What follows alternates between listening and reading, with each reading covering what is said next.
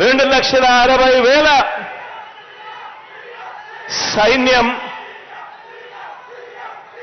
నా సైన్యం, నా వాలంటీర్ల సైన్యం, మన ప్రభుత్వం గర్వంగా చెప్పుకునే సైన్యం అని చెప్పడానికి గర్వపడతా ఉన్నా. ఈ సైన్యంలో ఉన్న ఈ గుండెలు, ఈ సైన్యంలో ఉన్న ఈ గుండెలు తెలుగుదేశం పార్టీ మాదిరి వారి జన్మభూమి కమిటీ సభ్యుల దోపిడీ గుండెలు కావివి. ఇవి సేవా హృదయాలు అని చెప్పడానికి గర్వపడతా ఉన్నా. ఈ గుండెల్లో మానవత్వం ఉంది. ఈ గుండెల్లో లంచం లేని వ్యవస్థ తీసుకొని రావాలి, వివక్ష లేని వ్యవస్థ తీసుకొని రావాలి అని తపన తాపత్రయపడే గుండె ఈ గుండెలో ఉంది అని చెప్పడానికి గర్వపడతా ఉన్నా. ఒకటి గమనించమని చెప్పి మిమ్మల్ని అందరినీ కూడా కోరుతా ఉన్నా. తెలుగుదేశం పార్టీ అధికారంలోకి వచ్చాక 2014 నుంచి 2019 మధ్య ఆ చంద్రబాబు నాయుడు గారి హయాంలో, ఆ తెలుగుదేశం పార్టీ పాలనలో వారి కార్యకర్తల జన్మభూమి కమిటీల పరిపాలన, వారి టీడీపీ అధికారంలో నుంచి ప్రజలు కిందికి దింపడానికి కారణమవుతే ఆలోచన చేయమని అడుగుతా ఉన్నా. 2014 నుంచి 19 మధ్య ఆ చంద్రబాబు నాయుడు గారి పరిపాలనలో వాళ్ళ కార్యకర్తల జన్మభూమి కమిటీలు, తెలుగుదేశం పార్టీ పాలన, చంద్రబాబు నాయుడు గారి పాలన వాళ్ళని అధికారంలో నుంచి ప్రజలు దింపడానికి కారణమవుతే 2019లో మీ అన్న ఏర్పాటు చేసిన ఈ సైన్యం గ్రామ, వార్డు, సచివాలయాల వ్యవస్థలకు వాటితో అనుసంధానమై పేదల ప్రతి అవసరంలోనూ కూడా ఆ పేదలకు వారధిగా, సహాయకారులుగా మనం ఏర్పాటు చేసుకున్న మన గ్రామ, వార్డు వాలంటీర్ల వ్యవస్థ మనకు 2019 తర్వాత జరిగిన ప్రతి స్థానిక సంస్థల ఎన్నికల్లోనూ, జరిగిన ప్రతి ఒక్క ఉప ఎన్నికల్లోనూ ఘన విజయానికి, మీ బిడ్డ ప్రభుత్వపు ఘన విజయానికి కారకులయ్యారు అని చెప్పి కూడా చెప్పడానికి గర్వపడతా ఉన్నా.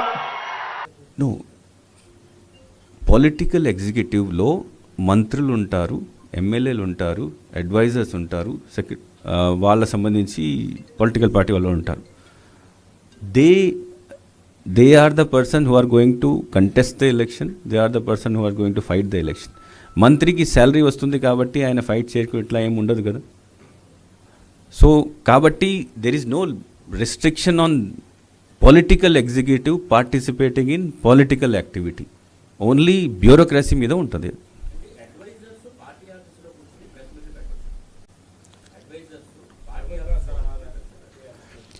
As I said, I am not going into the terminology advisor. I am say political executive.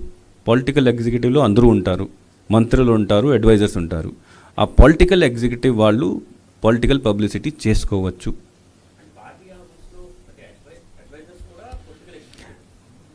అంటే what do you want to say? Adviser is వాళ్ళకి అందరికీ మంత్రి సమానంగా అధికారాలు ఉంటాయి, మంత్రి పదవి కూడా ఉంటుంది.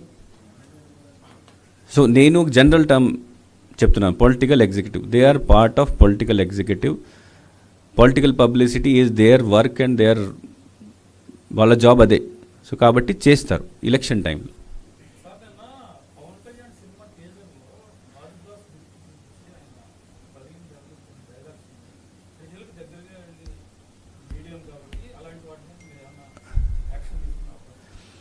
అంటే if any, I have not seen it, కాబట్టి నేను దీనిపైన కమెంట్ చేయలేను. కానీ ఆ గ్లాస్ చూపించుకొని దీని ద్వారా పబ్లిసిటీ చేస్తే పొలిటికల్ అడ్వర్టైజ్మెంట్ కింద వస్తుంది. పొలిటికల్ అడ్వర్టైజ్మెంట్ చేసుకోవచ్చు, దర్ ఇస్ నో బ్యాన్ ఏం లేదు. కానీ పొలిటికల్ అడ్వర్టైజ్మెంట్ చేయాలంటే ముందు పర్మిషన్ తీసుకోవాలి. సో ఐఎమ్ నాట్ అవేర్, అది నేను చూడలేదు. చూసిన తర్వాత if it is a political advertisement అప్పుడు we will issue them a notice to apply for pre certification of that. No, అది నేను because I have not seen it, so నేను comment చేయలేను దీని మీద. బట్ ఎనీథింగ్ విచ్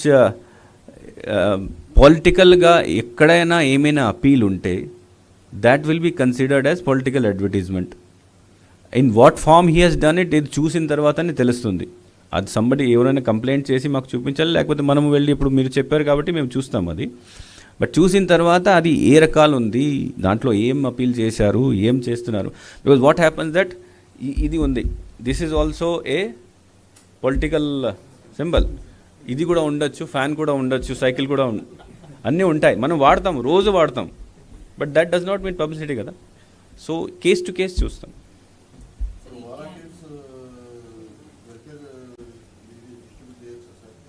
అంటే ఆ issue ECI దృష్టిలో ఉన్నది, కంప్లైంట్ వెళ్ళింది. ఒక హైకోర్టు కేసు కూడా దీనిపైన ఉంది. హైకోర్టు కేసులో కూడా కన్సిడర్ చేయమని, రిప్రజెంటేషన్ కన్సిడర్ చేయమని హైకోర్టు కూడా వారు కూడా ఆదేశాలు ఇచ్చినారు.